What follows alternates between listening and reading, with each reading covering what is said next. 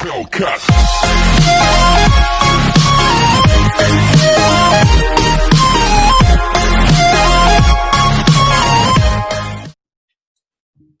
Good evening, everyone, and welcome to Sport is for the People.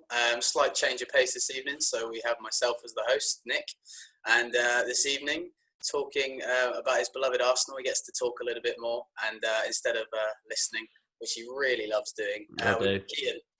Hello, welcome. Nice to be on the show. Thanks for inviting me, Nick. Yeah, we got you talking about Arsenal this evening rather than that other fella that we had talking about Arsenal. What's wrong with the other fella? He's lousy, absolutely lousy. Oh. Sorry, Sam, I'm joking. We love your stuff, kind of.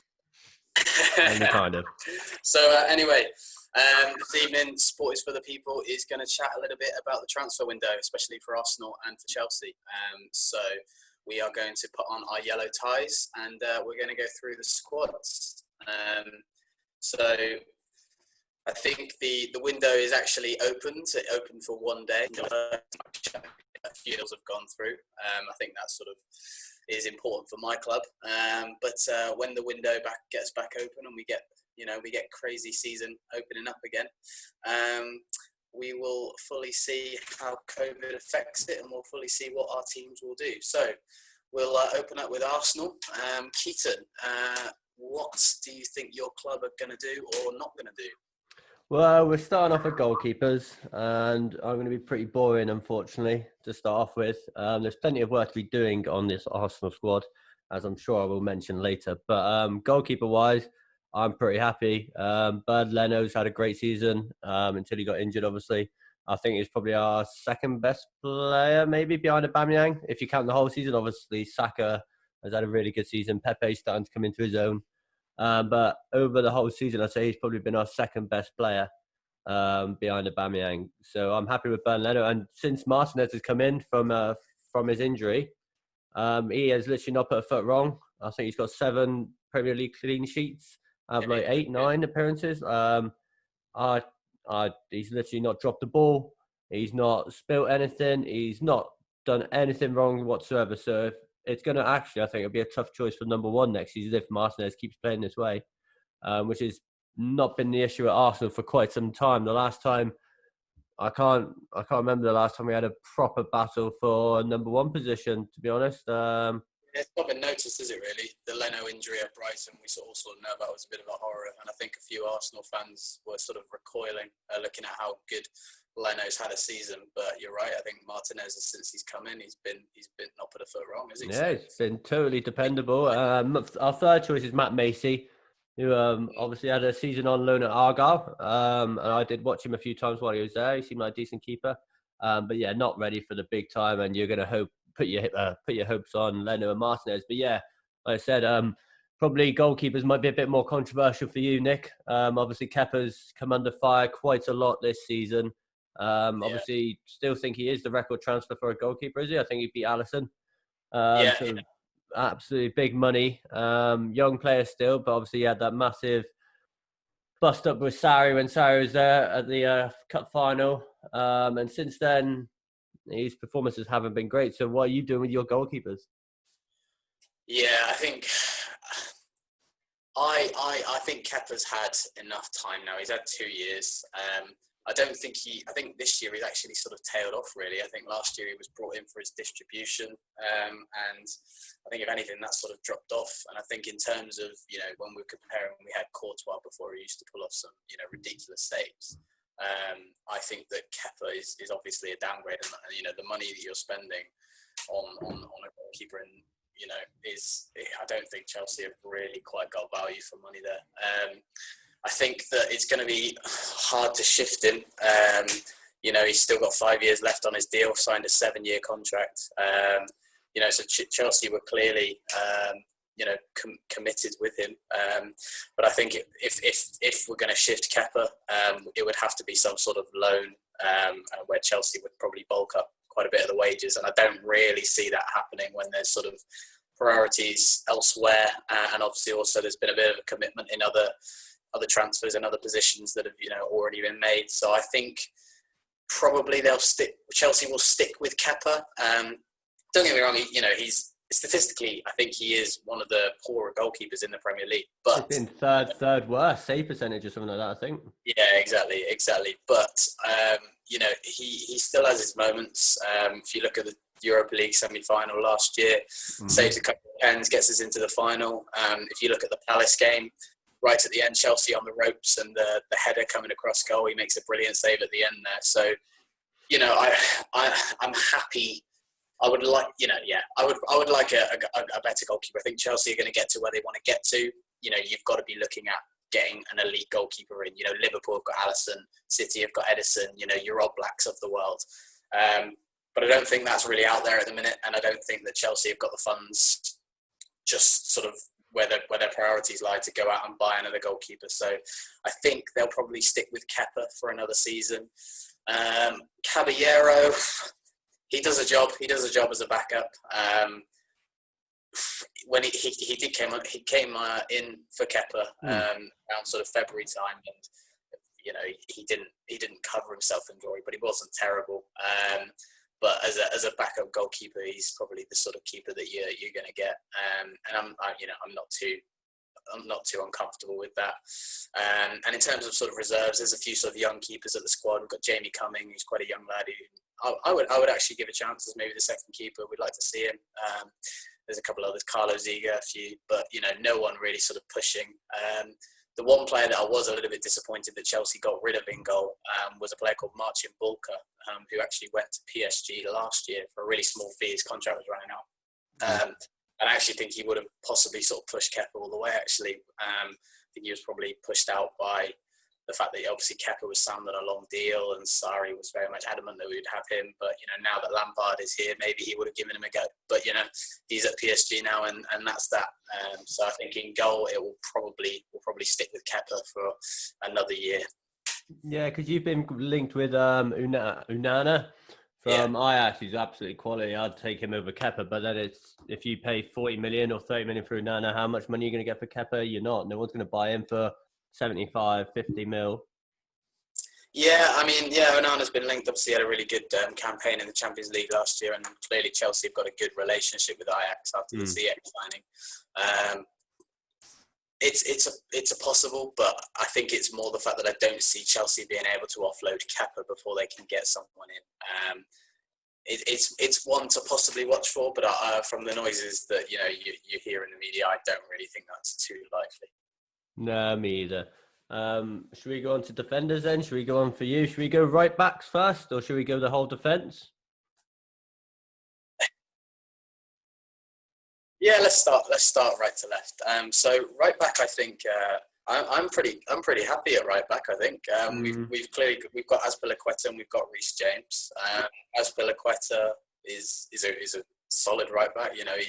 He's done everything that he's done in the league. He's won the Premier League a couple of times. Won the Europa League. I think he's probably not quite the player he was maybe a few years ago. I think under Conte, when he was playing at centre-back, that actually looked to really suit him. And when he was playing under Mourinho, as a sort of left-back, he wasn't expected to really push forward a lot. He looked really good. And I think under Sarri and under Lampard, he's expected to just sort of push forward a little bit more. And I think that it's not natural to him, but he's not a poor player. I think, in the last few games, he's got a few assists. So I think between him and Reece James, I'm pretty happy. I think Reece James, he's only, 21 years of age. I think he's got a really bright future of him. Physically, he looks like he's built for the Premier League. He's got a really good cross on him, and I think that's what Lampard's looking for. He's looking for those fullbacks to really push forward, and I think that Reece James, with his delivery and his athleticism, is exactly the sort of fullback that Lampard would like to mould to sort of really. I'm pretty happy with where we are at the minute. What about yourself? What are you thinking right back for Arsenal? Well, obviously Hector Bellerin is probably our first choice right back. More out of lack of choice recently, to be honest. When Arteta first joined, Ainsley Maitland-Niles was playing, and he was playing really well there because they were playing this kind of system where he played like an inverted fullback. Yeah. So it was Saka at left back, but he kind of just bombed on and was like a left wing back. So they kind of made a back three with Maitland-Niles playing like a defensive midfield, like Kyle Walker does for Man City, for instance, and they let Benjamin Mendy just do whatever. And he was playing really well. And then as soon as Bellerin was fit, he was in the squad and he was starting, and it was against Chelsea. Scored in that 2-2 draw, last minute winner, equaliser, sorry. I'd keep Bellerin. A lot of people saying they would sell him. Arsenal. Pardon? The 2-2 draw that Arsenal apparently won. Yeah, well, it's against Chelsea. Media. I'll take anything. But yeah, so I wouldn't sell Bellerin. He is obviously, I know it's about a year ago now, he had his cruciate ligament injury. But it does take a long time for that people to come back from that sometimes. So I'd give him another season. Apart from that, obviously, we've signed Cedric from Southampton. Came on the other day, scored within like 3 minutes of his debut. Looked really good, really assured on the ball. So I was a bit sceptical about his signing, since he's won the Euros with Portugal, to be fair, but he's played at Southampton and lower teams for the rest of his career. But he seems a solid, dependable signing. And like I said, Maitland-Niles came out recently and said he was happy to slot in a right back if that's where they needed him. So right back for Arsenal as well. We could improve, but then so could Chelsea. But I'm happy personally. There are more pressing issues in this Arsenal squad than right back, so I could leave back. Do you think Bellerin's the sort of right back that is going to take you to where you want to be? No. But see, is he good enough for the next 2 years until that becomes like a problem area? I think so. I know Pep first came in, and his first thing to do, wasn't it? It was he got rid of the goalkeeper, got rid of Joe Hart, and brought in a ball-playing goalkeeper, and then spent the £100 million on Walker and Mendy. Yeah. So obviously, if Arteta's taken after Guardiola, maybe fullback will be a priority, but I don't see that being a major issue for next year. No, fair enough. I think Bellerin is one of those players that I think he divides Arsenal fans in general. I think he's not a bad player. I think it also helps that he counts as a homegrown player, when you're looking at sort of European, squads and stuff like that. But I just think that defensively, he's got his flaws. For all his pace, I don't think he reads the game brilliantly. And I just think that, if Arsenal are going to get back into the top four and eventually, whatever else they want to achieve, I think Bellerin will eventually have to be one that they look to upgrade, really. But, for now, you're right. We've got a youngster as well, Jordi Wusu-Tutu. I can't pronounce his name, but that was my best go. He's on loan in Germany, and he's having a really good season, apparently, over there. So maybe he can come back and start challenging. But, yeah, I've not watched him because I don't watch the Bundesliga too often. But apparently, from all reports, he's having a really good season. So maybe he can come back and help out. Oh, fair enough. Cool. Shall we move on to left back? Yeah, I'm happy with this as well. Go on, then you go. Left back, Kieran Tierney is probably my favourite Arsenal player at the moment. I was on a podcast recently, and I couldn't stop singing his praises. I love him. I might have a little man crush on Kieran Tierney, not gonna lie. From turning up from the matches with his Tesco carrier bag, like I quite often do. He's just a man after my heart. He just seems like a proper. He's here to play football. That's all he wants to do. I was going to say like an old school English footballer, but he's Scottish. But yeah, I think he's phenomenal. Last 6-7 games, I think he's been man of the match like 3 times for us, considering Aubameyang's been on decent form. I can't speak highly enough for Kieran Tierney, and he probably is my favourite Arsenal player at the moment, so I have no issue whatsoever with him. Kolasinac is not a bad deputy. If Arteta is going to stick with 3 at the back, he would pursue the wing-back role perfectly if Tierney was injured. But at the moment, he's playing him in a 3 as a centre-back, which I'm not really too sure about. The only reason I can think about why he's doing it is because he's left-footed. And Arteta wants a left-footed centre-back because Mari is our left-footed centre-back, but he is injured.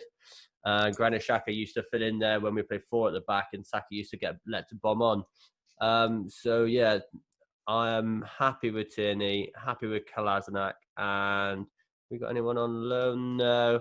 There are 2 options, really, for left back / left wing back if we're playing a 3. Obviously, Saka can always Yeah. play left back if desperate. He had a really good time there. But Yeah, yeah, he did left all right. back for Arsenal, I think, again, Tierney is a player that will get us places we want to go. No, I like Tierney. I think that he's got a really good attitude about him. I think that a lot, some of the players that have come down from Celtic to play in the Premier League have been a little bit hit and miss. Obviously, you've got the Van Dijks of the world, but I like Tierney. I think he's got a very good attitude. He's not always been played at left back, because he's sometimes Centre-back? at the left centre back, hasn't he, as well, in sort of a three. But yeah, no, I really like him. I think he's got a really good attitude, and I think he's quite a sort of decent modern day fullback, isn't he? He's got that engine to get forward, but he's also very aggressive. So yeah, no, I really like Kieran Tierney. Tierney, definitely. Well, Scotland, a lot of people up in Scotland have said when he was coming down, he's better than Robertson. When Scotland normally play, he normally plays as a left back over Robinson when he's fit. So you never know. Give him another 6 months, he might start producing goods like Robinson. I'll be happy with that. Yeah, no, I think he's a good player. He's only 23 as well, I think, so he's got a bit of time as well. Yeah, what about you guys? Obviously, left back, you've got Azpilicueta can play over there and Emerson. But yeah, this might be an issue for you, considering Azpilicueta is getting a bit older. Emerson doesn't really seem to be Lampard's kind of man. Rumours Juventus want him. Reunion with Sarri. What would you two do? Yeah, left back's really a problem area. I think that Lampard sort of had that realisation halfway through the season when he started off with Emerson, and then he was like, this isn't working. So he moved to sort of Reece James into right back and Azpilicueta to left back. Had to go with Alonso. This is the thing. Alonso in a back three as a sort of back, he looks a lot more comfortable there. He doesn't have to. He knows that if he's caught up the pitch out of position, he's got a left-sided centre-back behind him. I think classic example is the West Ham game. He was up the pitch, playing almost as a winger, which is what you want your left back to do, back inside. But just as soon as the ball was turned over, left so high at the pitch, didn't want to get back, and clearly we conceded from that and ended up losing the game. I think he's not a bad player. He's not a bad player. He's in terms of technicality, he's decent in the air. He takes a good free kick. He's, as a technical footballer, he's not bad, but I think as a defender, he's not at the level that we need to play as a back four. Yeah, I think with Emerson as well, I think there's a footballer in Emerson. I really do. I just think that he's probably not a footballer who's going to succeed in the Premier League. I think that he's probably not quite robust enough for the Premier League. And I think, like you say, I think he will end up moving back to Italy in the next few weeks, on sort of Fabrizio Romano, Sky Italy, very sort of famous Italian reporter saying that Inter Milan as well went for him. So I see him going this year. And if Chelsea can get a fee between 20 and 30 sort of million euros, I think everyone will be pretty happy. Emerson will go and sort of play a few more games. Chelsea will get a decent fee, and Inter will get the player they want. In terms of who we look to bring in, a lot has been mooted about Ben Chilwell. For me, the jury's still out on Chilwell. I think that he's a good player, and clearly he's had his moments with Leicester this year. I think he's athletic in terms of how he gets up and down the pitch. I think he's great there, but I don't know if he's in the same ilk of like a Robertson. I don't know if he's aggressive as a defender. One that sticks out in my head completely is I think he played against Mahrez for against City, and he got torn to shreds. And even in the game against Watford, one of the first few games back, Ismail Assar really just sort of tore him apart. That's a worry for me, especially at the price that's been sort of quoted, 70 million or so. 70 million, yeah. Yeah, and for me, I don't think that's value. Lampard wants young, hungry English players, but they always come at a premium, and I think that a good one for you, left back. If you want young, hungry English, Jamal Lewis from Norwich. Possibly. Still young and very raw. I think probably Chelsea are looking for a player who's going to, come into the first team and make an impact straight away. I think the two names that have been spoken about as well as Chilwell are Tagliafico at Ajax, 27-year-old left back who's he's had a decent career, but maybe not sort of moved on to that bigger club, maybe ready for that now. And Alex Telles at Porto. So I think those are the two that Chelsea think that they could probably get for around £30 million or so. I think they're sort of, both of them are, 2 or 3 years left on their contracts, 27 years old or so. I think Chelsea are looking for those, first team ready players to maybe come in. And if you can get that for half the price of what you would get Chilwell, I think that's probably value, bearing in mind, the money that's thinking about being spent in other areas. So my preference would be, without watching one of those, admittedly I've not watched either of those too much, but if Chelsea's scouting department feel like one of those two can come in and do a job for £30 million, then maybe I think that's a better option than Chilwell for 60, 70. Yeah, I tend to agree. Chilwell seems like a good player, but £70 million, you're looking at Van Dijk, Maguire. Well, that's more money than Aaron Wan-Bissaka. Is he a better player than Aaron Wan-Bissaka? I just don't think it's value, really. No. I think that, Leicester are in the position where they don't really need to sell, but they know that, if they can get, good money for him, then they will let him go. So, it's not really one that I think is value for Chelsea. No, totally agree.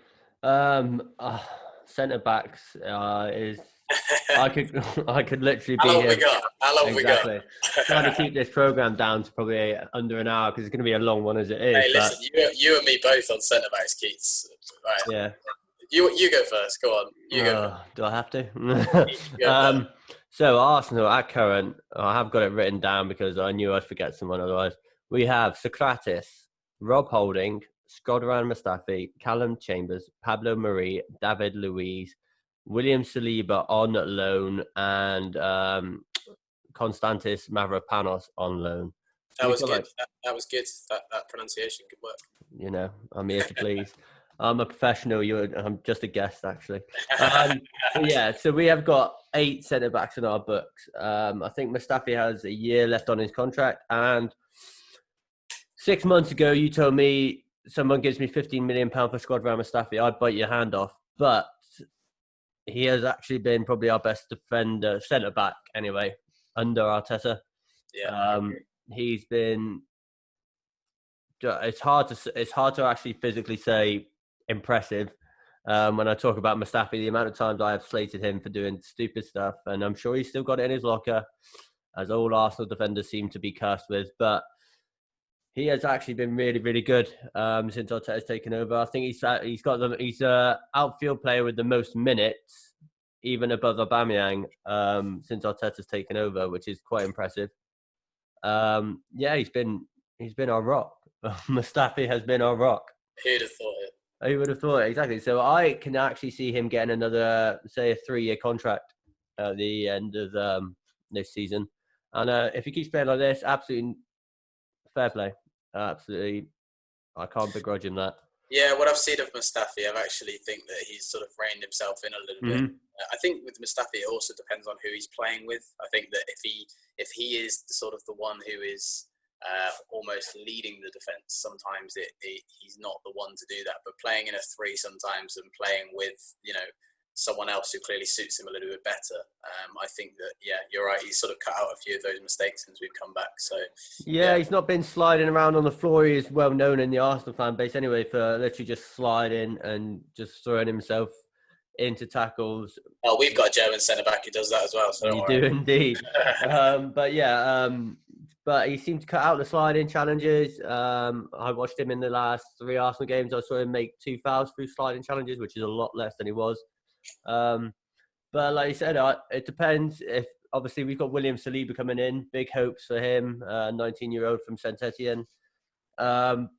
If he's going to have to lead the defence, I've heard Saliba is a leader, but at 19, you're going to look at Mustafi, who's won the World Cup, and want him to lead you.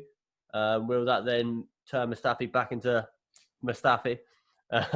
You never know. Socrates has got to go. Been here like three seasons, maybe even 2 seasons now. First season was actually decent, and a lot of people wanted him as captain because he showed a lot of fight, a lot of determination, and just that kind of stereotypical Greek warrior attitude. But since Arteta's come in, he's played him at right back twice. I don't think he's played centre back since the lockdown. So he's going to go, and he's 32. So yeah, he's going to have to go. Rob Holding and Callum Chambers are kind of in the same boat. 24 and 25, I think. Both English, obviously. Both got a lot of potential. Callum Chambers a bit more versatile. Rob Holding played the other day really well, really good. But both of them injuries.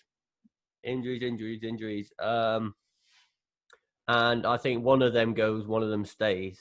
And obviously, I'm not privy to training. I'm not privy to their injury records, blah, blah, blah. So Arteta gets to make that decision. And I think he'll go Rob Holding. I think he probably sees more potential in Rob Holding at centre-back, especially in a back three, because I remember Rob Holding in a back three at Arsene Wenger's last couple of days. Really, really good. I just think Callum Chambers is at his time. He's been here a lot longer than Rob Holding. He can play right back, but not spectacularly. I didn't even mention him when we were talking right backs. Plays centre defensive mid. He won Fulham's Player of the Year 2 years ago, playing CDM. He's not had a go at Arsenal at it. So clearly they don't rate him at that position here. And yeah, he just doesn't get enough. He started the first game this year under Unai Emery with him and Socrates at Newcastle, and it was a 0-0 draw, and then he got subbed straight out. So he's not a top centre back. He's just not a top six centre back. No. He'd go to a club. It'd go to a club like Watford or Brighton, and it'd be really good. It'd be like, why did we let him go? Everton's a club. I could see him going Everton, like hands down. That is an Everton signing all over. Sorry, Alex Hutchins. But you can have some of my trash. Pablo Mari. Pablo Murray is obviously now signed. Obviously, we signed him on loan originally. He's now signed a 4-year contract. When he's played, he's looked really good, and he's the left-footed centre back that Arteta wants. And I believe he'll be a big part next year. I think if we're going to end up playing a back three, which looks kind of plausible at the moment, I think we'll have William Saliba, Pablo Murray, and Shkodran Mustafi as our back three as it stands. I have a couple of suggestions for signings, but I'm going to wait for you to hear yours, because I also think there could be very good signings for Chelsea. I think that I don't know. Saliba's a bit of an unknown quantity, isn't he? Really, there's a bit of sort of in there whether he's going to play in the French Cup final for Saint Etienne. I think there's something going on. If he plays one more game, then Saint Etienne have to pay an extra fee. No, we have to. Oh, you have to pay an extra fee. We said to them, if he plays, I think it was like 17 games, we would pay them 2.5 million for like playing him. And I think he's played 16 games, and Saint Etienne are like, we want him for the cup final. We're like, you can have him, but we're not paying the 2.5 million for one game. Yeah. That's the kind of standoff. I don't know if that's been rectified yet, but yeah. Okay. But yeah, I think him and probably Mari are probably the ones who are a little bit unknown, really. I think Mari's sort of come in from Brazil, hasn't he? Was he Flamengo, I think. Yeah. And I think that he came in with quite a decent reputation. If you listen to Tim Vickery, sort of Brazilian correspondent, used to be, I think, at Man City, didn't he? Yeah, Man City with Arteta, and he was on loan. Yeah, so I think he's probably got something about him. But like I say, left-footed centre-backs are they're premium. Yeah, they are at a premium. But it's just obviously whether he can step up to the sort of Premier League pace, isn't it, really? But we'll see. Obviously, had an unfortunate injury, didn't he, in the first game back? Yeah. So we'll see about him. Well, the other two. I've got two more yet. Mavropanos will be sold or loaned out again. We got Zach Medley as well, who I haven't mentioned, but he's obviously coming through the academy. So, but yeah, Mavropanos is probably going to be sold. I'd imagine to probably a Bundesliga, lower league Bundesliga team. Something like Cologne would be good for him. And then we've got David Luiz, and I'll go back to you, Nick, for that one. See, David Luiz is a funny one because, listen, as a Chelsea fan, we got £8 million for him last year. At the time, I was sort of like, that's an interesting one. And obviously over the season, that's probably proved to not be the worst business in the world. But if you speak to, I think it was Saka who did an interview the other day, and you speak to Saka, what Saka was saying is that David Luiz is brilliant for the young players. He's done it all, he's won it all. Clearly he's got a mistake in him. That Arsenal game was an absolute shocker. Arsenal Man City. Yeah. Sorry, the Man City game. But I think that he definitely gives something to the squads, and I think that Chelsea have probably missed that just a little bit, just sort Well, of you've that got a lot of impart. youngsters coming through, same as us. Yeah. Just to impart that little bit of wisdom. I can see him ended up being a really good coach, to be honest. Yeah. At one team. But you signed another 1-year deal. He'll be with you next year. I don't think he'll be your, in your sort of first choice, but I think he'll be a good player to have around. So Yeah, especially with Martinelli as well. Martinelli's spoken very highly of him. Obviously, coming over from Brazil as a young kid. exactly. It's, even if he stays there for a year and kind of babysits Martinelli, and Martinelli turns into a well-beer, kind of worth it. Yeah, no, I don't think it's as bad a business as the media will have to tell you it will be. Let's get on to Chelsea centre backs. Yeah, I wanna hear you, because then I've got a few signings. Like I said, I think would be absolutely perfect for both teams. So yeah, go on. I think at different points during this season, I have thought this centre back is gonna kick on now. Rudiger. We'll start with Rudiger. So at the beginning of the season, he was injured, and the beginning of the season, it actually wasn't going too badly. I think we had Zuma and Tomori who put together a really good partnership. If I think about the game away at Ajax where we won 1-0, Zuma and Tomori was superb together. Yeah. And everyone, I think Lampard included, was sort of like, Rudiger's coming back. He's coming in. He's gonna really shore up our sort of leaky defense. And I don't think that he's. I really struggle with Rudiger. I feel like he gives a lot for the sort of the dressing room, and he's clearly a character. You just have to look at his social media and stuff, and you can see that he's a character. But look at him potentially helping out with the transfer of with the Werner transfer potentially. Yeah, Agent Rudiger, definitely, yeah, and possibly another incoming transfer, which we'll get onto a little bit later. That's great. But as a defender, I just sort of struggle with him. I think that if you look at the West Ham game in particular, I was nearly hiding behind the sofa, that defensive display from not just Rudiger, from Christensen as well. With Yarmolenko when left-footed centre back, I know it's happened in a split second, but please just show Yarmolenko down the line, please. And I just think as a defender, I think that he's not as brilliant in the air as everyone thinks he is. He's not. He doesn't really sort of organise the defence, and I just sort of I don't have the faith in him that I just don't have any faith in him. I think it's because he's the most. Is he probably the most senior centre back you got since David Luiz has left? Oldest potentially, he is. Even like 20, he is. He's probably about 26, 27 Which now. for a centre back is normally just hitting their peak. So considering you've got no centre backs like David Luiz or Socrates for us, you've got nobody who's like at their just at the end of their. David Luiz, I think for you could have kept for another year, just for, like you said, to help. Yeah, we could have, and I think that Lampard probably looked at it and thought, well, Luiz wants out, and I really rate Fikayo Tomori. Tomori was Derby's player of the season last year. So for me, Rudiger, I think he's a real enigma. He's got 2 years left on his deal, so it'll be interesting to see what happens this summer, because it's coming to that sort of stage where you either sign a new deal or you shift it on. And I think that will be one of the crunch decisions that Lampard's got to make.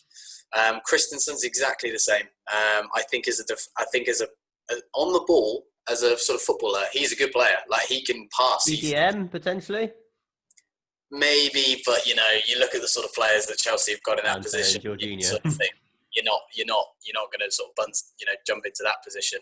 And the frustrating thing for me is Christensen around sort of February time. I think it was the Burnley game. He was picked to play against Burnley. And he was brilliant against two real rough and tumble centre-backs, against Barnes and Chris Wood. And he had a super game. But I just think that he just switches off. Like, if I think about the second West Ham goal, ball goes out wide, it's crossed in, completely loses his man. Same thing happened with the second goal at Palace. He goes in to attack the ball, completely gets beat, and then the ball goes across. I just sort of feel that I don't know what it is. I just don't think he makes good decisions constantly. And I think that in the air, he doesn't. He's a big fella, Christensen. Isn't he 6'4", 6'5"? Nah, I don't think he's that massive. But even in the air, he doesn't win enough in the air for me. Like, he doesn't dominate from corners and from crossing areas. So for me, he's another one. I think that if Chelsea get to where they want to get to, they're not going to win anything with Christensen or Rudiger as their main centre backs. Yeah. Zuma's a real interesting one again, because I think weirdly, I think Zuma's probably been our best centre back this season. I think right now he's probably the one that Lampard trusts the most. He went to him in the Palace game, and that tackle at the end was superb. He played really well against Leicester. He was probably my man of the match against Leicester. At the beginning of the season, when we had that run of winning games, it was Zuma and Tomori who were the back two. Chelsea are going to, the way Chelsea are playing in the minute is the centre backs have a lot of the ball, and they want them to keep moving the ball, keep sort of progressing the ball. And I'm not sure if they think that Zuma's got that in him. But as a defender, I quite like Zuma, to be honest. I'd keep hold of Zuma out of those three. And then Tomori's another one. I'm a bit frustrated that Tomori's not had more chances. I know he's injured at the minute, and I think maybe he would have got a chance with the recent defensive displays if Tomori was fit. But Tomori at the beginning of the season, him and Zuma, they forged a really good partnership. And I think, he's only 22, won Derby's Player of the Year last year. I think he's really got some potential. But I fear that he may be the one that's pushed out on loan because of his age next year. I think that's what's been rumoured. If Chelsea do bring in a centre-back. Who Chelsea do bring in as a centre-back is the question, because I think that there's a few centre-backs. I think City are in the market for a centre-back. Arsenal are in the market for a centre-back. Chelsea are in the market for a centre-back. Maybe even Liverpool are in the market for a centre-back if Lovren leaves. So, it's who is available out there who's going to improve what we've got, but who is going to not you, but also who you're not going to have to pay silly money for. The silly money answer if you were playing FIFA, you go and sign Koulibaly, exactly. But 29 years old, you're going to pay a massive fee for him, and you're going to be giving him big wages. It's just not feasible, really, is it? I think he probably will move this summer, but I don't think it'll be Chelsea or Arsenal. No, 100% not. We're not getting Koulibaly. We're not even getting Upamecano, as far as I'm aware. I've gone for two very cheap options, and I've gone for two very young players. So I'm assuming Chelsea, Upamecano would be the kind of player I would be looking for if I was Chelsea. Budget be about 40, 50 million pounds. From the Bundesliga, obviously, you've already bought a few from there. So you're kind of looking in that kind of circle. His name gets mentioned a lot. I think his name gets mentioned a lot in Arsenal circles more than it does with Chelsea circles. He's still young. I think he's only 21, 22. He's at a really good club to develop at Leipzig. I think that at Leipzig, if he has 2 really good years there, he will get a mega money move to a really big team, because he's one of those players that he's powerful. He's aggressive, but he can also play.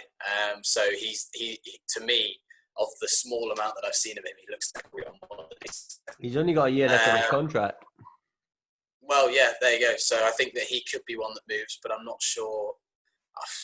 He could. I'm not. I haven't seen a lot of links with him for Chelsea, so I don't think he'll be the one that Chelsea goes for. The one that's come out with a lot of links, and I may be second guessing your list here, is Declan Rice. No, not for me, not for Arsenal anyway. For you, well, for Chelsea, so he's Mason Mount's best mate. Yeah, used to be at the Chelsea academy, and I think his performance against Chelsea probably didn't help. Probably helped his case.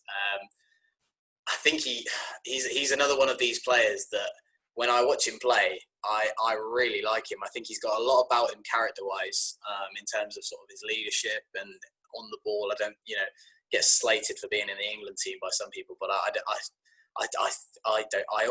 think he's deserving to be in that squad. 100%. So I think, but again, you're looking at two young players that we've just spoken about there, who are between 21, 22, 23, and that's not that Chelsea have that. Chelsea have young defenders. I think there's no one really out there at the minute that really sort of go, this defender's 27 years old. He's in his prime. Let's go buy him. There's no one really there at the minute. You could go and look at Nathan Arcade from Bournemouth. If they go down, he's probably going to be available. You've got a buyback clause. No, it's expired. Oh, is it? Yeah. Expired in January, I think, actually. Damn. But he's another one. He's like, is he an improvement on what we've got? I don't know. I don't know. Maybe he is, maybe he isn't. It's hard to tell sometimes when you're in a team who can see so many goals like Bournemouth. What about an interesting one? We've been linked with him as well. Kind of like a David Luiz sort of thing. And he's on a free this summer. He is 36 years old, but Thiago Silva. I can't hear the name Thiago Silva Without the song. Listen, I thought about this the other day, and I thought that actually, if Thiago Silva for a year is not a bad shout at all. Exactly. I would definitely take Thiago Silva for a year, but I don't think we will. I don't know why. I think he'll end up probably going to back to Brazil, unfortunately. But honestly, I would take Thiago Silva for a year, 100% on a free. The other player who I was thinking of was Malang Sarr. Oh, you bastard! At Nice, yeah. He's a free from Nice, yeah. Yeah, I think he's on a free, isn't he? Yeah, he's on a free from Nice. He's 21-year-old French centre back. Yes, I did my research. Yeah, anyone who plays Football Manager will know that Malang Sarr is a player that becomes, one of the. Again, he just feels like a. Listen, I can't say I've seen much of Malang Sarr, but he's a bit of an unknown quantity. Who knows? Who knows? He could be a gem, but it always makes me wonder if he was this good, why is he leaving on a free? Well, maybe he's got ambitions and Nice won't match them, or people leave on a free. Look at Aaron Ramsey left Arsenal on a free. It wasn't because he was a bad player. It's because we didn't treat him well. Yeah, listen, I think Sarr will end up at a good club, and we'll probably see a little bit more of him. But it's difficult for me to comment because I've really not seen a lot of him. Yeah, he was one of my choices, and the other one I've gone for is probably. Like I said, I don't know if you've seen him either. I've seen him a couple of times when I was watching the Bundesliga before the Premier League started up again. He popped up on my radar. Nico Elvedi, I believe you pronounce it. Elvedi. No, he's at Gladbach. Marco Reuser is the manager there, and he plays, from what I've seen, Gladbach play very attacking style football, very possession orientated. So potentially could fit into an Arteta's kind of. Yeah, they had a good year, didn't they? Gladbach. They finished fourth in the end. Yeah, so that's not bad for Borussia Mönchengladbach. Yeah, possibly. I think the other one that I was thinking of from the Bundesliga was a player from Leverkusen. Jonathan Tah? Sorry? Oh, Jonathan Tah. No. It's Tapsoba. Yeah, Tapsoba. He don't get me wrong, the small sample of games that I watched watched Leverkusen, I was doing my Kai Havertz scouting. But he looks a really interesting ball playing centre back. Some of the balls that he was playing through to midfield and through to the strikers was really superb. Obviously, we're talking about really young players here. Talking about young players in the Bundesliga, though, there's a forgotten man at Chelsea, and that would be Ethan Ampadu. He's doing really well. They're going to buy him on permanently, aren't they? Apparently. I don't know. I'd really like to keep Ampadu. I think that he's got quite a bit about him, actually. Where's his brother? His brother at Watford still? I don't know. I'm afraid. Nathan, innit? I don't know. But yeah, I don't think Ampadu played a lot for Leipzig last year, but I do remember when he played against Tottenham in the Champions League, and he really looked quite assured. Really good. And I think, from where we are at the minute, in the sort of short pre-season that we're going to have, I'd really give him a go. I'd see what he can do. So yeah, Ampadu might be one. And then I think what will happen with Chelsea in the end is they'll maybe have a long look at Christensen and Rudiger with 2 years left to go. They'll make a decision on those. They will probably loan out Tomori, and I think they'll sign a centre-back. Who that is, that remains to be seen. Yeah, well, centre-back's probably going to be one of our longer discussions. Yeah. Now, what was that? That was about, a day and a half we spent on that? Yeah, I was going to say probably about that. So let's move on then. Let's look at, what do you want to do? Do you want to do centre mid, or do you want to do a defensive mid? Should we do a defensive mid? Well, at the moment, Arsenal are playing 3-4-2, so we've got centre mids, but obviously you've got defensive mids. Well, let's do midfield in general then. Let's do central midfield. I'll go first this time. So I think that central midfield for us, I sort of look at an embarrassment of riches. Yeah. I'm pretty happy with our central midfield. I think the way that Lampard's gone post-lockdown has been quite interesting. He's gone with one sort of sitting number 6 type player, and that's been Kante when he's been fit. And he's then tended to go with 2 number 8s and it's normally been Mount or Barkley, and sometimes Kovacic when he was fit. Like watching the Man City game, and we played Mount and Barkley as 2 number 8s with Kante at the 6, and that had me worried looking at that, because I was sort of thinking, is that the sort of midfield we want to play against City? And it was actually a tactical masterclass. Like, Barkley played really well, was really disciplined. And Barkley's the interesting one at the minute, because he's come back from lockdown and he's made impressions on a lot of games.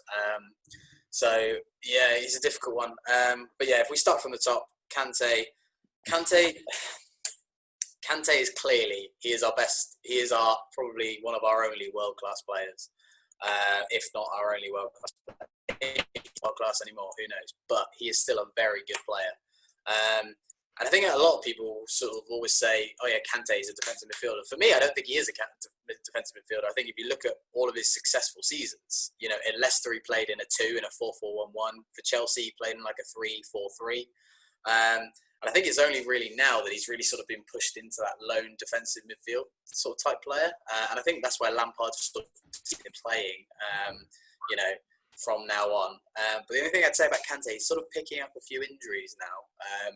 You know, the sort of type of player he is, he's clearly gets around the pitch and covers a lot of ground. You know, picked up a few injuries this year, which I'm not, you know, is a little bit worrying, but, you know, still clearly a very good player. Mateo Kovacic, I think he's been this season probably player of our season, probably closely followed by Mason Mount. Mason Mount is one of those players that if you don't watch Chelsea week in, week out, you won't really understand what he does. But for watching Chelsea, he is so critical to the way we play. And he didn't start against West Ham, and we look so much worse for it. He just gives you so much dynamism and running and pressing and energy. And I think in Mason Mount we've got an absolute player. I really like Mason Mount. And I really like Loftus-Cheek as well. I think last year Loftus-Cheek under Sarri, before his injury, was really starting to sort of push into the sort of first team. He scored a hat-trick last year in the Europa League. Scored a couple of really good goals at home to Brighton, I remember. And I don't think there's too many players like Loftus-Cheek in the Premier League, you know, with his stature and with his dribbling ability. I really like Loftus-Cheek. He reminds me, and I'm going to hate saying it, it reminds me of a Vieira. I think he's probably a little bit more attack-minded than Vieira, but in the way that he carries the ball is a sort of I really like Loftus-Cheek. And it's going to be interesting because, you know, obviously with the rumours that are flying around at the minute of Kai Havertz, Kai Havertz is, if you read from all of the sort of reliable Chelsea journalists, sort of Matt Law from the Telegraph and people like that, Kai Havertz to Chelsea has got legs. So if Havertz comes in, he's a sort of player who can play attacking mid, he can play false 9, he can play right wing, he can play centre mid. You know, there's a lot of players in that midfield. You know, you've also got Gilmore, you've got Billy Gilmore in there. You know, there's a lot of midfielders. We also got Jorginho. Jorginho, I think if you watch the Palace game, he was amazing when he came on. Changed the game. Completely changed the game. He just took control of the game. And I think Jorginho is a really interesting one because probably about before Christmas, Lampard was really talking him up. He really liked him. He's a real character for the dressing room. But I think Lampard worries that Jorginho doesn't quite have the legs for the Premier League like a Kante does. And I think that if you play Jorginho, you have to have legs around him. But I'm actually a big fan of Jorginho. I'd be sad to see Jorginho go. Is he just a poor man's Nick Pooley? Yeah, definitely. But no, I like Jorginho, but I think he will probably move on this summer, especially with the emergence of Billy Gilmore. I think that Lampard clearly trusts Billy Gilmore. Clearly got a lot to learn. I think, you know, the Palace game probably showed that. But, you know, he's only 19, so he's got a lot of room to grow. But yeah, in terms of coming in, Kai Havertz. Need anyone? Well, that's what I mean. Kai Havertz has got legs. He has actually got legs, and the story has legs. And he has arms, just for that. Yeah, he does. We can confirm that too. Yeah, I mean, if we bring him in, then it's going to be a real challenge to fit in Barkley, Loftus-Cheek, Mount, Kante, Jorginho. You're going to probably have to lose one or two there. I from the small amount I've seen Kai Havertz, I think he's a really, really good player. He's a strong player. He can do a lot. He can play in lots of different positions. And if that move happens, then it will be interesting to see what Chelsea do with their midfield. And I could see probably Ross Barkley being the one who moves on, possibly. West Ham's been sort of linked. Newcastle, if their takeovers happen, has been linked. So, yeah, midfield's an interesting one for me at the minute. I think that if Havertz comes in, I think you could see one or two big players leaving Chelsea, possibly Barkley. Well, obviously you've bought Ziyech as well, and he can play at CAM rather than on the wing, so he's another one that could potentially play in the midfield. He could. Yeah, I think with Ziyech, I think probably Lampard sees him playing wide right and cutting with Pulisic on the left. Yeah, especially with Willian and Pedro probably leaving on freeze. Pedro's already agreed to move to Roma. Willian. Oh, yeah, I didn't see that. So, yeah, I think that Ziyech will probably be the one who sort of comes in and plays on the right as a sort of replacement for Willian. But, yeah, again, another option in midfield there. So, yeah, embarrassment of riches, but... all right, calm down. I'm about to go through our embarrassment. Full go stop. On then. You go. Right. Where do we begin? To be fair, I actually really like...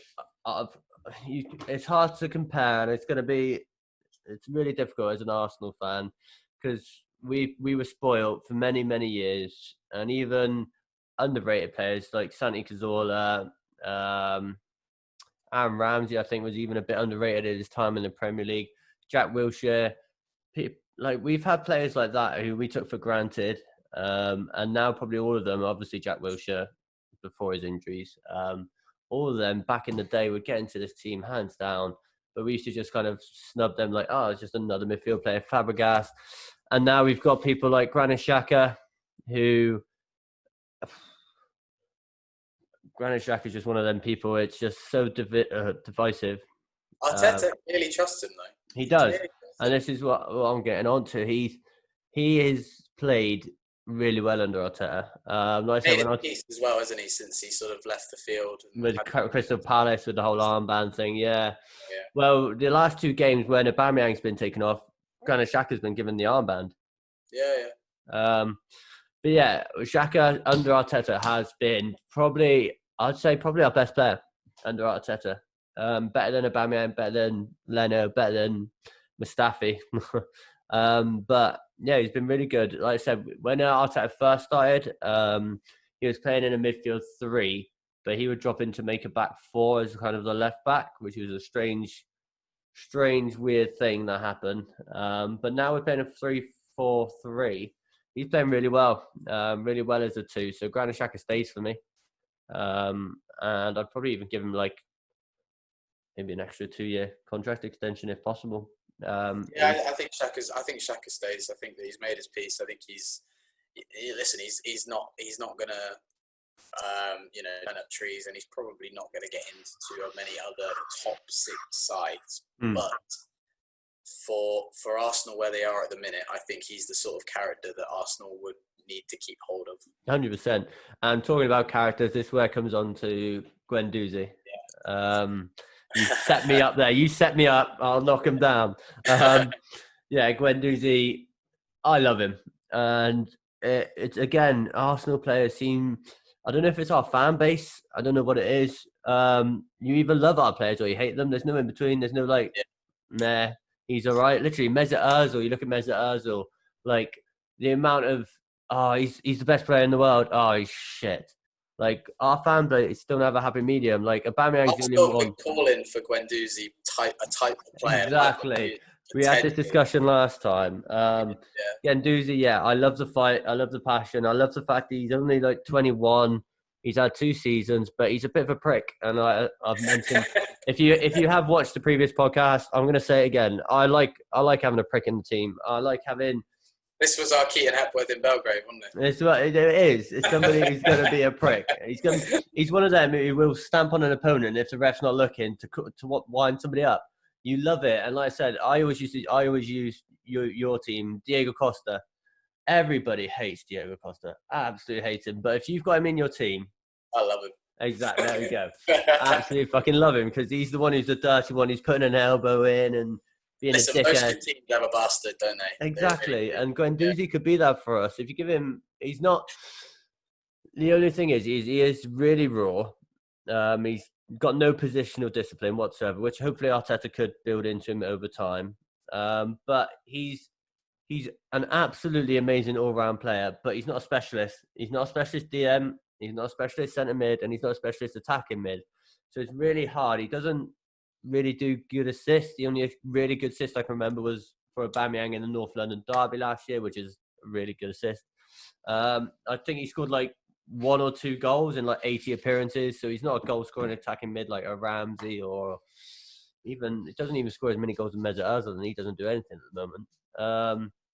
Yeah, and he's not an out-and-out defensive midfielder either. So it's very difficult to place him in a team when you're playing 2 midfielders. But yeah, I'd keep him for the character and being a bit of a dickhead. See, the noise haven't been they haven't been too positive, have they? The noises No. have been, Well, he's been left out. Him and Mesut Ozil, we will of course come on to, as we are talking about Arsenal, so we have to legally talk about Mesut Ozil. Yeah, it's in his contract. We have to talk about him. Him and Mesut have been left out of the last 3 squads. Not even the last 3 starting 11s. Not even on the bench. Which, when you're paying Mesut Ozil 350 grand a week to not even bother to turn up for the bench, like there's something wrong.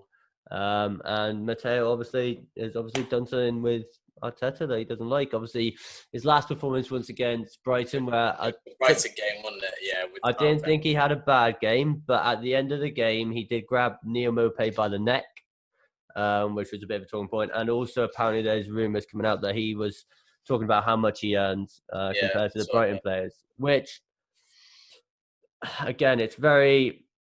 I think it's maybe because we're English, and I don't want to be stereotypical. We don't like talking about money. We don't like talking about wages so much.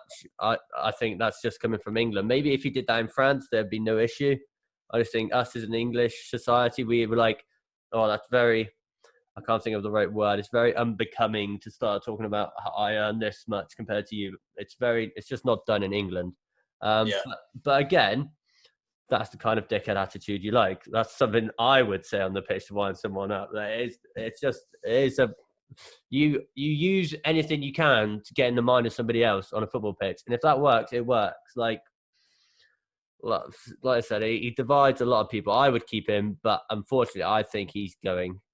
I think he's going. Yeah, I think that Arteta's made his mind up. To be honest. Yeah. Apparently, he's been training alone since Brighton. Yeah, I think he's probably moving on. And there's another player in Arsenal's squad like that who is an interesting one, and that's Torreira. What do you think about Torreira? Oh, I love Torreira, and he needs to play. And he's just getting back from fitness. He reminds me, and I said it when he first joined, because I did watch, actually, surprisingly enough, I watched quite a few games with him with Sampdoria before he joined. He had a good World Cup as well, didn't he? Really good. I remember him playing Portugal, and he kicked Ronaldo all over the park, and I was like, yes, come to me, daddy. And he reminds me of a Kante. He's like a white Kante. He's got legs. He'll run. And anytime you're like, oh shit, something's going to happen, Torreira just pops out of nowhere and tackles. He's just like a little terrier in the midfield. And Arsenal, again, we always say Arsenal have been crying out for a centre-back. Arsenal have been crying out for a centre-mid. Arsenal cry out for positions all the time. But we've been crying out for someone with a bit of bite, a bit of nastiness. Again, he's a nice bloke, but he's one of them that will probably put a foot in where he might not have to put a foot in. He'll take the ball and the man, and we've missed that. And I'd keep Torreira, but again, lots of noises coming out that he's not happy in the UK. He wants to go back to Italy, which would be a big shame. I like Torreira. I think that he's another one that, like you say, he's something that you. I think in Guendouzi and Torreira, I think you've got 2 real big question marks there. But if it came to keeping one of them, I'd keep Torreira over Guendouzi personally. I think that he's a better all-round player, and I think if you wanted someone to do a job and do a disciplined role, I'd Yeah. have Torreira, and then you can play that attacking player in front of them. Yes, all-round player is what I was saying. Guendouzi is probably a better all-round player. Guendouzi is, if you were looking at FIFA stats for instance, he would be 80 on everything. Whereas Torreira, he'd be in the 90s for like defensive contributions, for defensive tackles. So he's a specialist. Put him at a CDM and then let Xhaka and Ceballos, or if we're going to buy somebody that I might be talking about later. Yeah, then I'd keep Torreira as well. I think I you think if get you want more to play money. two in the middle, though, Torreira suits it better than Guendouzi. If Yeah, you want to play a 100%. 3-4-3. 100%. But talking about that two in the middle, Danny Ceballos, the last 3 games has been absolutely brilliant for us. That assist, not assist, but pre-assist for Saka to then play in Aubameyang last match it reminds me of Fabregas, and I don't want to say it because I mean, he's not your player, so I don't want my heart broken again. he's not your player. He's going back to Madrid, I think. I'm afraid. Yeah, well, there's rumours are that we could get him for 30 million, and Arteta did say in his post-match interview that Arsenal and Real Madrid have got to do some talking. So maybe he's put a bit of pressure on the people above him, saying pull your finger out for Danny. Yeah, he's been really good. I remember his first couple of games, that game against Burnley, and I just thought it was just unbelievable. And then he had a massive dip, especially under Unai Emery, and then he didn't really feature under Lundberg, I don't think. But yeah, under Arteta, he's come into his own, and it's been interesting with obviously no crowd. You can hear Arteta talks to him a lot, talks to him so much, and he just Danny, and that's all you hear on the sidelines. I think if you look at the other side of the coin as well, if he's going back to Madrid, it'd be interesting to see where he fits in, to be fair, because now, obviously, we know about Kroos. Modric is, probably on borrowed time at Madrid. They've got Fede Valverde, who's emerged this year, but obviously Casemiro's there. But they're probably looking for that next player who can be their next number 8, their next Modric, their next Kroos. They have got Martin Odegaard coming back from Real Sociedad. They've got Odegaard, yeah, as well. And it's an interesting one. I think you'll speak to some Madrid people and say, yeah, they'd want him back, but I think you probably think to some and think, no, we're okay without him, which could work in Arsenal's favour. So what I could see happening is we buy him for 30 million. They insert a 50 million pound buyback clause, and then 2 seasons later he pisses off a 50 million pound back to Madrid.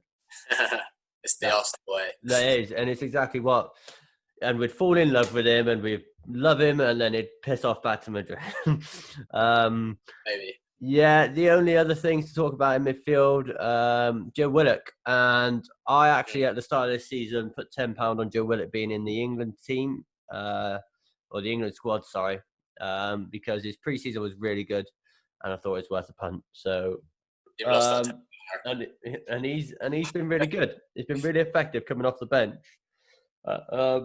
He's not ready to start, especially if we're playing a 3-4-3 next year. He's not ready to be a midfield 2. In a 4-3-3, I could see him starting. He's been really good this year, but he's still young, so give him time. And obviously, on loan, we've got Mohamed El Neni, get in the bin. We've got Henrik Mkhitaryan, get in the bin. And we've got someone who I really like, Emile Smith-Rowe.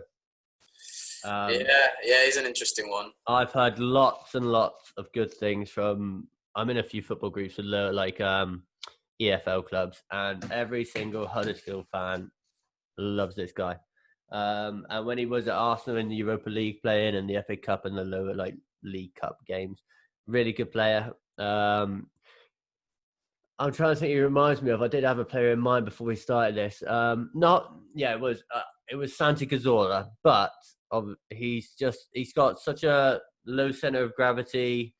He's like quick and turning on the ball, really good ball control. So I like it. I really like him to come in and play more of a role next year. And because of that, we're going to talk about Mesut Ozil.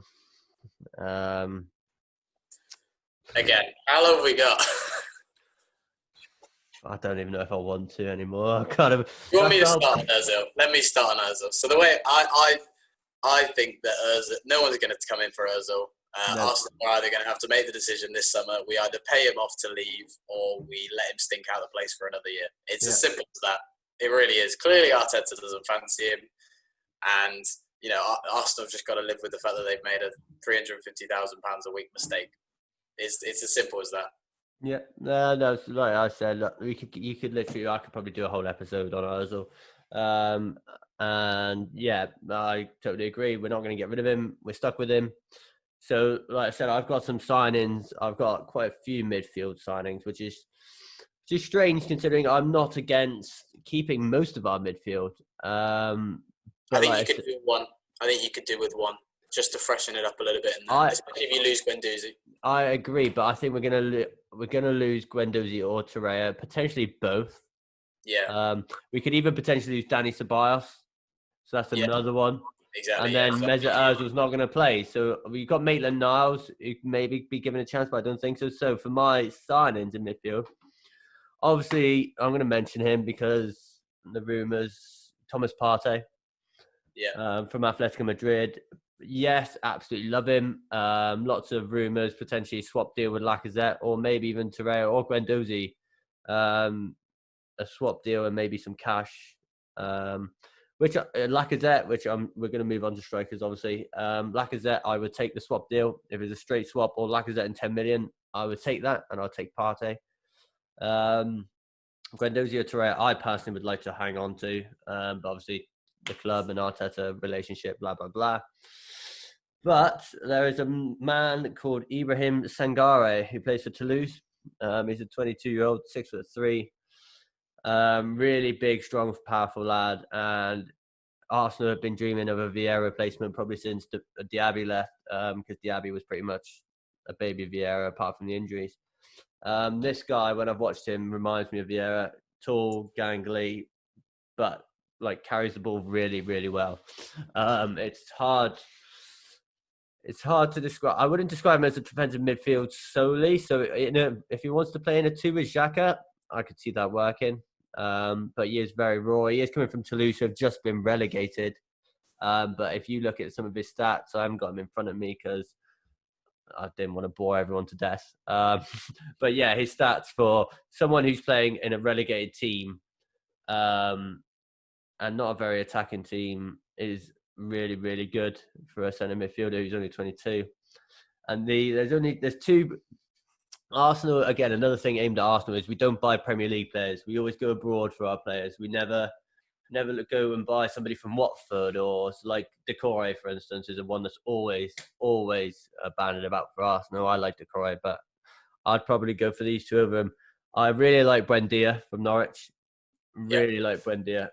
7 assists and a goal this season in a very, very poor Norwich team. I think he's third on the list of chances created this year.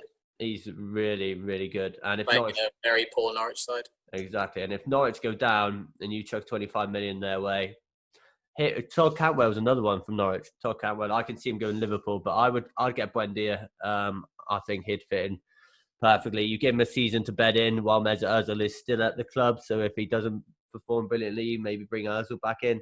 Then Ozil pisses off and Buendia is your number 1, number 10 kind of creator. And another one I'd like at centre mid, if we did have to get rid of Torreira or Guendouzi, would be Højbjerg from Southampton. I think he's a quality player, 24 years old still, was at Bayern Munich, so he's got some pedigree. Obviously been playing in Husenhattl, Southampton, who played quite a pressing game.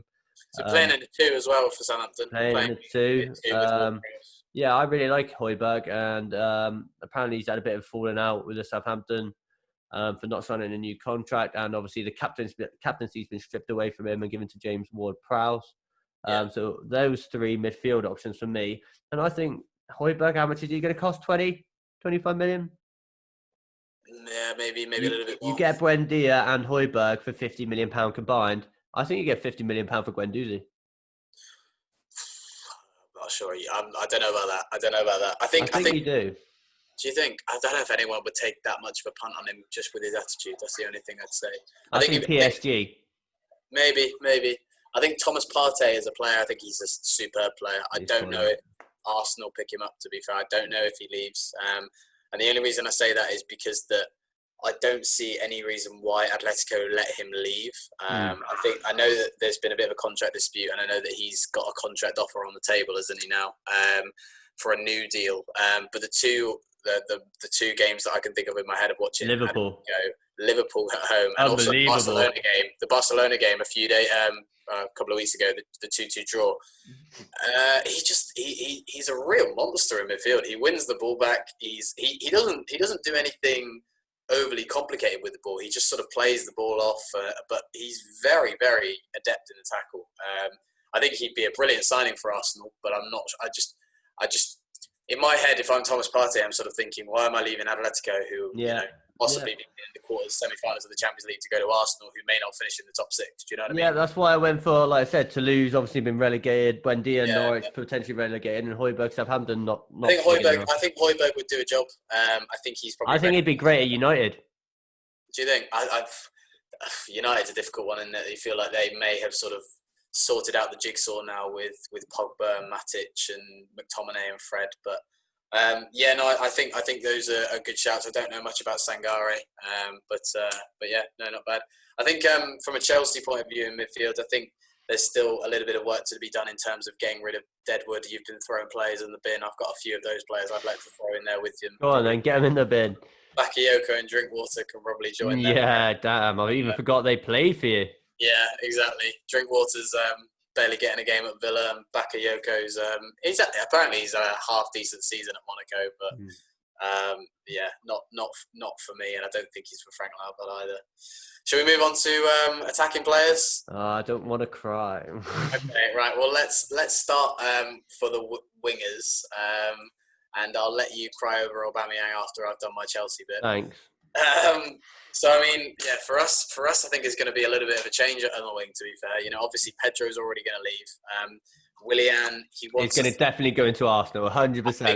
That's got Arsenal written all over it, and I hate it. Arsenal or Tottenham written all over it. Yeah, he wants a 3-year deal and a pay rise, and I think Chelsea only want to give him a 1 or 2 year deal with similar money. He's 32 years old, and since he's come back from lockdown, he's played very well. Willian's a player that really does sort of frustrate me. In terms of goals and his contributions to the goal, his stats aren't that impressive. Like I think for goals and assists, he's worse than Zaha. He's not got that many more than players like Nathan Redmond, but he's clearly got quality. And I think that if he leaves Chelsea, which I think he probably will now, I think Ziyech will probably come in and be that right-sided player, and maybe Havertz. I think that Willian will probably leave. I think he wants to stay in London. With he's just got his UK citizenship. He's also got a restaurant in London which he runs with David Luiz. Like you say, I think that's got Tottenham or Arsenal written all over. Hasn't it? So I think Willian will leave. I think Pedro will leave. So yeah, Ziyech comes in on one side. Small matter of Christian Pulisic on the other side, who has hit the ground really running since coming back from the lockdown. He looks a player. He looks an absolute player. £57.6 million. People are likening him to Hazard. I think he's actually a little bit more. He sort of tries to dribble to the goal quicker than Hazard. Hazard had a sort of he liked to sort of slow it down and then go quick. Whereas Pulisic, I feel whenever he gets the ball, he's like, I'm going for goal. And I think Pulisic's going to be a massive part of sort of Frank Lampard's revolution. I really like Pulisic. Which is strange. In the first couple of months, it didn't look like that. Well, yeah, I think he came back from the Gold Cup in the USA. Yeah. I think that he hadn't had a rest, and he sort of came in, didn't really have a full preseason. He came back from his holiday early. And Frank Lampard just wanted to sort of bed him in, and then once he did bed him in, he scored a hat-trick away at Burnley, and then he had a couple of injuries. He looks like a proper player, so really happy with Pulisic. Obviously, we've got Werner coming in. It remains to be seen whether he'll play left or front. Timo Werner looks an absolute brilliant signing. I think when we did this pod beforehand, we were pretty much writing him off, and he was going to Liverpool, and Ash was working out where he was going to get him in his team. Since then, a lot's happened. So yeah, I'm over the moon with the Timo Werner deal. Whether he plays out wide or whether he plays out front remains to be seen. And there's also the sort of forgotten player, really, and that would be Callum Hudson-Odoi. This time last year, he was doing Bayern some. Munich. Yeah, he was doing some superb things. He was linked to Bayern, and obviously he signed that deal, and he's had that ruptured Achilles, and that's really set him back, I think. But listen, he's 20, 21 years old. Let's not write him off. We're talking about players like Saka and Greenwood and stuff, and he's of the same cohort of him, and he's had a potentially career-ending injury. I think that Hudson-Odoi will come good. I think he's got a lot of talent. I just think that he could do with that run of games. And I think that we may see him towards the end of the season, actually. I think that it's been spoken about that he's sort of staying behind and doing extra training sessions. So I think that he looked like he was warming up against Palace on last week. So I think we'll see Hudson-Odoi before the end of the year. And I think for next year, he may not be the starting right winger, but I think he'll grow into the season. So yeah, I think out wide we'll have Hudson-Odoi and Ziyech on the right, possibly with Havertz, possibly. Who knows? I'd like to see that. And on the left, it will be Pulisic and possibly Werner. So for me, that's ridiculous. Yeah, I'm pretty happy with that, to be fair. And here's me going to be like, Reece Nelson's amazing. I think actually that Chelsea are looking at another one. I think that there's been links of Benrahma from Brentford as sort of like that backup left-sided player. Mm-hmm. If Havertz happens, I don't know whether that'll be the priority. I think they'll prioritise going for a left-back and a centre-back first. But Chelsea in the transfer market this summer, they're looking like they're trying to do some real business. So yeah, out wide, I'm pretty happy. Yeah, let's move on to. I'm depressed now. Thanks. Eric Aubameyang. Yeah. Well, I'll start on the right. I think he'll stay. Yeah. Last couple of weeks, I've kind of really got that kind of impression from what I've seen on social media and what I've seen him play as well. He's played with a lot more, like, he's like, well, I'm here now. Let's do this. We'll start on the right. And Nicolas Pepe's got a lot of sticks this year, especially at the start of the season. He's our second top goal contributor. He's growing. He's growing into the season. I think that a lot. His season feels a little bit like Pulisic's season. It was a little bit stop-start, and obviously, when you're a player like that and you come with the big price tag, a lot's expected of you. But he's still a very young player. And he's played under 3 managers, and he's played in a very poor Arsenal team. Yeah. No, I agree. I think there's more to come from Pepe. I think next year he's going to be our best attacker. I think he might even overtake Aubameyang next year. Not goals-wise, but goals and assists. I think he could probably be our top contributor next year. I really do. I love watching him play. He's probably our most exciting player to watch. Even Aubameyang's not an exciting player to watch. He's very good at what he does. He's quick. He scores goals. But Pepe's the one that puts you on your edge of your seat. You're like, oh, what's he going to do? He's going to nutmeg someone, or he's going to flip-flap, or he's the one that gives you the kind of, I'm going to watch Arsenal and enjoy watching Arsenal because Pepe's playing. So yeah, Pepe on the right, I'm really happy with. You got Reece Nelson as backup. He's not had a bad season. He's still young. He had a good season abroad last year in Germany. He did quite well there. At one point, he was outscoring and out-assisting Jadon Sancho, which is no mean feat. Obviously, they're best mates and were raised together, blah, blah, blah. But yeah, I quite like Reece Nelson. And I think if look what Arteta did with Raheem Sterling at Man City. Apparently, he's credited quite a lot with his development and his learning of positioning and his goal scoring touch. If he can do that with Nelson next year, and you've got Pepe on the right, that's not bad, right? I mean, it's no Ziyech and Hudson-Odoi, but it could not be far off on the right. I think Pepe, I think next year will outscore and probably out-assist Ziyech, and Reece Nelson's a young English winger like Hudson-Odoi. So it's not too far off Chelsea there. On the left, this is where Arsenal have so much quality. That it's not established quality though, and that is kind of the worry. Like you're saying for Chelsea, for instance, you've got Christian Pulisic. Yes, still young, but he's done it at Chelsea this year. He did it at Dortmund for like 2 seasons before that.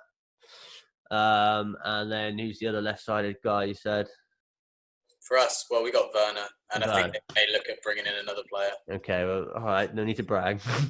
Timo Werner Yeah, has obviously been banging in goals for Leipzig for the last 3 seasons. pretty good deal that one, I But we have got Pierre-Emerick Aubameyang, who plays on the left. Whether he should or shouldn't, that is people's choice. For instance, we're going into the Tottenham game, and Eddie Nketiah is banned due to his red card. I would personally play Aubameyang in the middle. I'd play Saka at left wing, and I'd play Pepe on the right. I think that is a devastating front three. Pace. Yeah, I understand that, but it is interesting that he keeps going with Aubameyang wide left because he's still clearly scoring goals from there. Yeah. And it's interesting that the faith that he sort of had in Nketiah, isn't it? Like, I mean, Lacazette obviously started the last game, but you know, we'll move on to centre forwards in a minute. But you know, the cohort of young players that Arsenal sort of all had come through together, with for me Saka probably being the pick of all of them, is promising for Arsenal. But yeah, I really like Saka. It'll be interesting to see what he does in terms of his position because obviously he's moved around a little bit. He's played in a 3 in midfield as well. Exactly, yeah. So it'll be interesting to see sort of what he does. It's not in my head at the minute. I don't know whether he's a proper left winger because he's not had week games and games and games playing there because Aubameyang's playing there. But yeah, I think you're right. I think that. Well, I don't know. He may go with Lacazette on Sunday. I think he will go Lacazette, and I think it will be Lacazette, Aubameyang, Saka on the right. Because Pepe's just had his child born and he's missed training once or twice in the last week because of that. But like I said, I'd go, right, look at Tottenham's defence. Eric Dyer's missing. Oh, big no-no there. But yeah, Tottenham's defence is absolutely terrible at the moment. You put them 3 in front of a Tottenham defence, they're going to shit themselves. The pace and the power in that front 3 is shocking, and just if I was a Tottenham defender and I saw that front 3, I'd be a lot more scared than with Lacazette in it. Clearly Arsenal are sort of trying to attack from wide areas, aren't they? That's their main sort of area to attack. Trying to get the wing backs forward, trying to sort of create overloads out wide, and obviously Saka, Pepe, Aubameyang are big parts of that. Well, you got to think of the left side of Kieran Tierney and Bukayo Saka. That sounds tasty. Yeah, don't get me wrong. I think that both of those are good players. Saka's an interesting one. He's clearly just raw, isn't he? In the Premier League, I feel like there's a few players right now who I can all sort of bunch into the same sort of group. Who I feel like they're really raw. They're English, but they got so much talent. If you look at Greenwood, Foden, Hudson-Odoi, Saka. I mean, you can have arguments about, who's the best, but they all feel like they're sort of at a similar level. They've had a taste of that first team football, and they're ready now to sort of really develop and put themselves into their respective teams. And yeah, I think Saka will be a really important player. I think getting him signed down to that was big. Was important. Very big. With a year left on his deal, if he had left, it would have been. I think it would have been a really worse than Aubameyang losing. Possibly worse than Aubameyang losing. It would have been because it would have sent a message of our young players don't even want to stay anymore. Yeah, exactly. I think that's a good deal for Arsenal getting Saka signed and yeah, it looks promising. I think if Aubameyang leaves, you're going to need a left-sided player and a striker because I feel like he provides you those goals, but he also plays wide left. So. You are also probably forgetting somebody because he's out injured. Go on, who have forgotten? Gabriel Martinelli. Oh, what a boy. What a man. Okay. I would consider him more as a striker, to be fair. What a man. But yeah, okay. Well, yeah, again, Martinelli's another player, but I still feel like you need another player. You'll definitely need one if Aubameyang leaves. If Aubameyang or Lacazette leave, I've got Milik from Napoli. He's on his last year of his contract, and Napoli have had a not great season, and they need to raise some funds. Yeah. And I've got maybe something to look at. Jovic on loan from Real Madrid. Yeah, there's been there was a story that ran today in Marca that looks like Jovic is going to leave Real Madrid. So I think maybe permanent deal. I think there was £31 million was rumoured. I think Leicester probably worth a punt. Yeah, Leicester Vardy replacement. Yeah, I mean, clearly Arsenal have got a semi-decent relationship with Madrid, so I think we could actually see Hovic in the Premier League next year. Um, I'm not sure, but yeah, I think this is a player that tore up the Europa League last year. Chelsea fans were really sort of talking about Hovic if their ban wasn't upheld. Yeah. But yeah, no, I think Hovic could be a good player. I could think he could be a good deal for Arsenal, especially online. Yeah, so that's what we've got on the wings, really. What about you up front? Obviously, you signed Timo Werner, Tammy Abraham. Obviously, had a good season. Olivier Giroud. You still got Batshuayi. You still got Alvaro Morata. No, Diego Costa. Morata's gone. So Morata was one of the players who officially left on July the 1st. Yeah. We got £51 million for him, which I that is a joke. running with. Yeah, some great business. What do you think? That paid for Werner? Well, we sold Pasalic as well to Atalanta for £12.5 million, so that's more than Werner already. Yeah. So that's very good business. Up front, it's an interesting one, to be fair. Giroud's just signed the new deal, and he, at the minute, is our main striker. You know all about Giroud. I think that I'd have him back. I really like Giroud. I think that he does a lot for the rest of the team in terms of hold-up play. Yeah. He occupies centre-backs a little bit better than what Abraham does at the minute, and I think he offers the team just a little bit more. Abraham, I think, is a little bit of a victim of his own success. I think he started off very, very well. He scored quite a few goals. Obviously, that hat-trick against Wolves was superb. But that goal that he scored against Palace was his first in 10. And I think he's only scored about 6 since that Wolves hat-trick. Which is worrying. Yeah, absolutely. Like, he scored some big goals. Obviously, don't want to bring this up, but he did score the winner against Arsenal. And that goal against Palace was clearly quite important. But I've got real question marks over Abraham. I think that with Werner coming in, it's really going to it's going to be, sink or swim for Tammy Abraham. And I could, if the Werner sort of situation goes well, he's playing as the main number 9. He hasn't played as the main number 9 at Leipzig, but maybe he will at Chelsea. I think we could see some movement on Abraham. I think it came out today that he's got 2 years left of his contract, but Chelsea have a year's extension, so technically 3 years left on his deal. So I think this year he's had his year to bed in after his many loans. Next year is going to be big for Tammy Abraham. Giroud signed a new deal. I think that could be a bit of Chelsea magic to try and sign him on a new deal and then possibly sell him on for a profit. I think we could actually see Giroud leaving. I'd be really sad to see him go because I really do like Giroud. Last year, top scorer in the Europa League. He's been really important this year for us since he's come back since January. So I'd like to keep Giroud. And obviously, we do have Michy Batshuayi, who I would happily drive to any other club that wants to take him because he can finish. Like he when he gets a chance, he'll score. Like the goal he scored away at Ajax for the 1-0 back in the autumn. But I've read stories that he just doesn't remember the instructions that his coaches give him. I don't think he's an intelligent player. I don't think he occupies centre backs. I don't think he makes intelligent runs.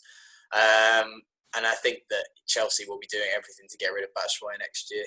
So obviously, if Batshuayi leaves with Werner coming in, it will be interesting to see what happens with Werner, whether he plays as the number 9, whether Abraham's the number 9, or whether Giroud stays and he's the number 9. So a little bit of work to do on there, but in general, I'm pretty positive now that we've managed to sign Timo Werner. Good. This is probably the longest podcast I've ever done. Yeah, but it's good. It's good. It is good. And I could talk, and so could you. We could talk about our teams for another probably 2 or 3 hours. Come on, we're getting to the end now. We are. But go on then. We'll do it. Arsenal strikers. Yeah, I know. Lacazette and Nketiah. So this is tough because, like I said, if you offer me the chance for Partey and Lacazette, I snap your hand off and take Partey. I like Lacazette as a person. I like his bromance with Aubameyang. I like his fight at times for the team. He does seem to actually kind of enjoy playing for Arsenal. He kind of also seems to get kind of the history of the club and kind of you see him sometimes in the North London derby and he's really up for it, which is something that every person likes to see in their team. But at the same time, his away from home record for an elite striker is dreadful.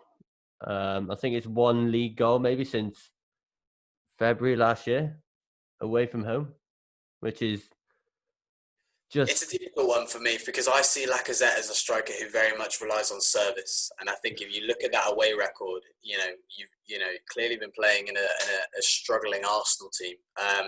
But I think that if you ask the sort of general consensus of Premier League, fans, they would probably say that Lacazette's not quite lived up to the fee that Arsenal paid Lyon for him. I think it was about £52 million. Yeah. I think if it was me, 29 years old now, Lacazette, if a club came in with a decent enough offer, he'd be one I'd be looking to sort of shift and have a think about. I think Nketiah is a player. Again, he was at the Chelsea academy. He's got something about him.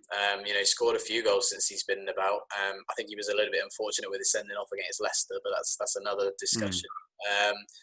So, Nketiah is clearly going to stay. The Aubameyang one, who knows?